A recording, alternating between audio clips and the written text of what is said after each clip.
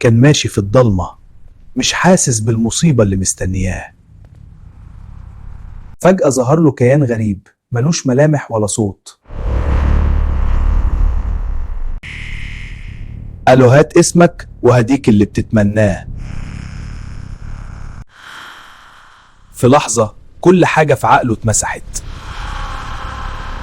جري على بيته يدور على الأمان اللي ضاع. خبط على الباب بس الرد كان غريب.